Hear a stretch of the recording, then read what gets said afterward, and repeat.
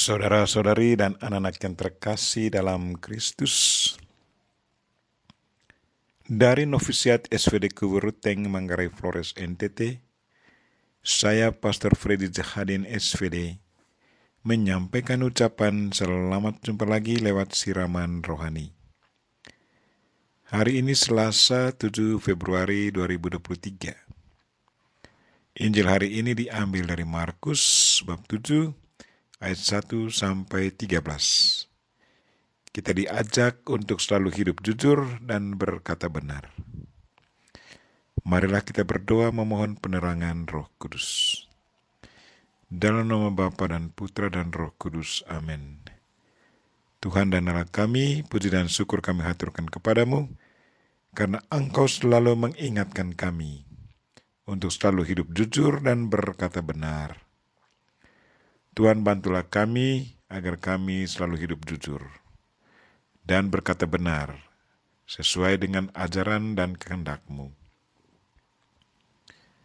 Tuhan, utuslah Roh Kudus-Mu, terangilah pikiran dan hati kami, agar sabda-Mu yang akan kami dengar dapat kami pahami dengan baik, dan isi pesan-Mu dapat kami hayati dan amalkan dalam hidup harian kami. Doa ini kami sampaikan dengan perantaran Kristus Tuhan kami. Amin.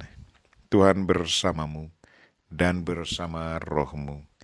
Inilah Injil Yesus Kristus menurut Markus. Dimuliakanlah Tuhan. Pada suatu hari, serombongan orang Farisi dan beberapa ahli Taurat dari Yerusalem datang menemui Yesus. Mereka melihat beberapa murid Yesus makan dengan tangan najis, yaitu dengan tangan yang tidak dibasuh. Sebab orang-orang Farisi seperti orang-orang Yahudi lainnya tidak makan tanpa membasuh tangan lebih dulu, karena mereka berpegang pada adat istiadat nenek moyang. Dan kalau pulang dari pasar, mereka juga tidak makan kalau tidak lebih dahulu membersihkan dirinya. Banyak warisan lain lagi yang mereka pegang, umpamanya hal mencuci cawan, kendi, dan perkakas tembaga. Karena itu, orang-orang Farisi dan ahli-ahli Taurat itu bertanya kepada Yesus, "Mengapa murid-murid-Mu tidak mematuhi adat istiadat nenek moyang kita? Mengapa mereka makan dengan tangan najis?" Jawab Yesus kepada mereka, "Benarlah nubuat Yesaya tentang kamu, hai orang-orang munafik. Sebab ada tertulis, bangsa ini memuliakan aku dengan bibirnya, padahal hatinya jauh daripadaku. Percuma mereka beribadat kepadaku, sebab ajaran yang mereka ajarkan ialah perintah manusia. Perintah Allah kamu abaikan untuk berpegang pada adat istiadat manusia."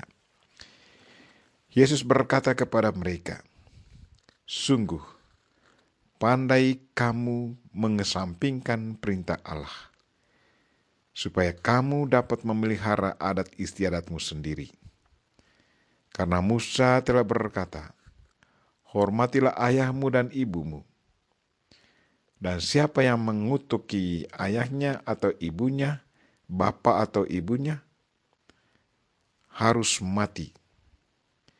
Tetapi kamu berkata, kalau seorang berkata kepada bapa atau ibunya, apa yang ada padaku yang dapat digunakan untuk pemeliharaanmu, sudah digunakan untuk kurban, yaitu persembahan kepada Allah. Maka kamu membiarkan dia untuk tidak lagi berbuat sesuatu pun bagi bapa atau ibunya. Dengan demikian, sabda Allah kamu nyatakan tidak berlaku demi adat istiadat yang kamu ikuti itu. Dan banyak hal lain seperti itu yang kamu lakukan." Demikianlah sabda Tuhan. Terpujilah Kristus.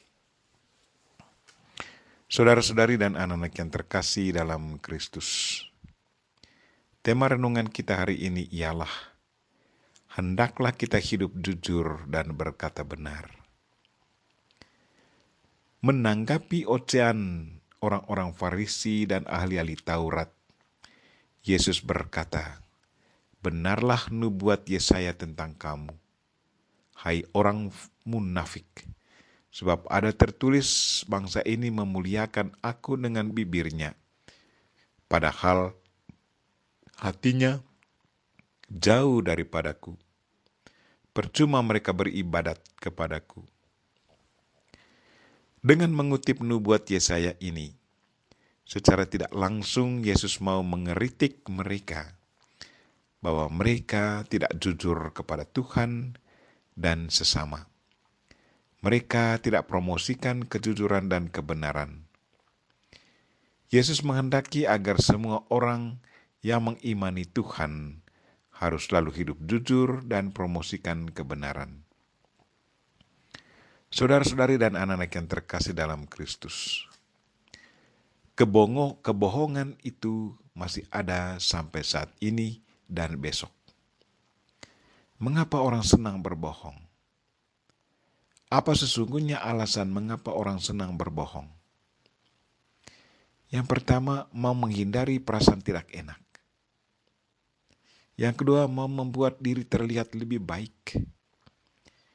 Yang ketiga, mau ingin dihormati, ingin lebih dihargai, atau membuat orang lain merasa kagum. Dan yang keempat, mau menghindari rasa malu.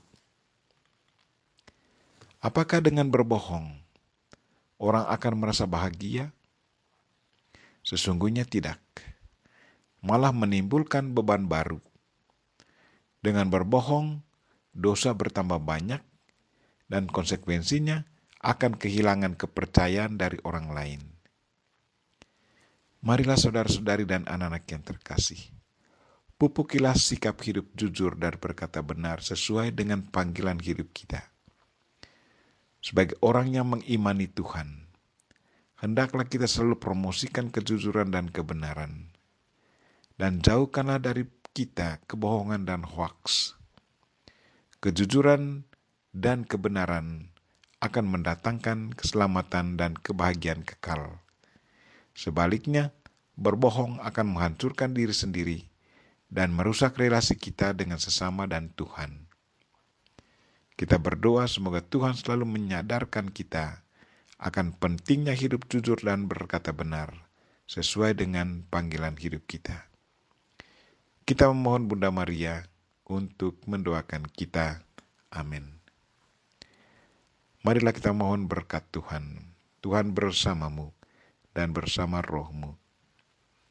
Semoga saudara sekalian dan mereka yang kita doakan hari ini, secara khusus mereka yang sakit, dan segala aktivitas kita hari ini diberkati oleh Allah yang Maha Kuasa, Bapa dan Putra dan Roh Kudus. Amin. Terima kasih sudah nonton. Jangan lupa like, subscribe, dan share ya.